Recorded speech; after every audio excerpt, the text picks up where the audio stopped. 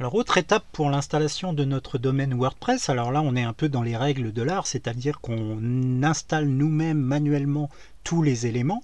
Il va nous falloir un accès FTP, c'est-à-dire que notre hébergement, pour y accéder de n'importe quel hôte dans le monde, de n'importe quel ordinateur avec accès Internet, je vais avoir un accès sécurisé qui va me permettre de transférer des fichiers, le fameux File Transfer Protocol, le fameux accès FTP. Alors, toujours sur mon Plesk, mais encore une fois, c'est possible avec tous les hébergements et tous les hébergeurs du monde, nous allons créer un nouvel accès FTP. Alors, vous voyez qu'il y en a déjà qui existent. Je vais volontairement en créer un nouveau. Je vais faire ajouter un compte FTP. Alors, toujours pareil, ce sont des éléments qu'il va falloir retenir, qu'il va falloir noter, puisque nous allons en avoir besoin dans quelques minutes.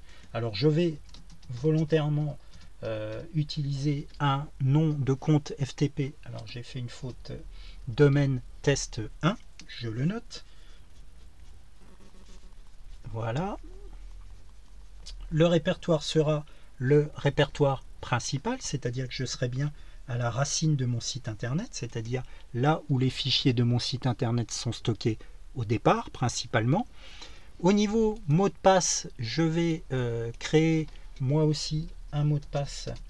Alors j'utilise dans la mesure du possible des majuscules, des minuscules et des caractères spéciaux et des chiffres pour sécuriser au maximum mon accès. Encore une fois, je suis moi là dans un accès d'exemple que j'effacerai dans quelques heures. Je peux donc utiliser quelque chose d'assez simple et le confirmer. Alors voilà, j'essaie de ne pas me tromper. Voilà, avec ces éléments, le fameux nom de compte FTP, le nouveau mot de passe, je vais pouvoir utiliser mon accès FTP et le créer.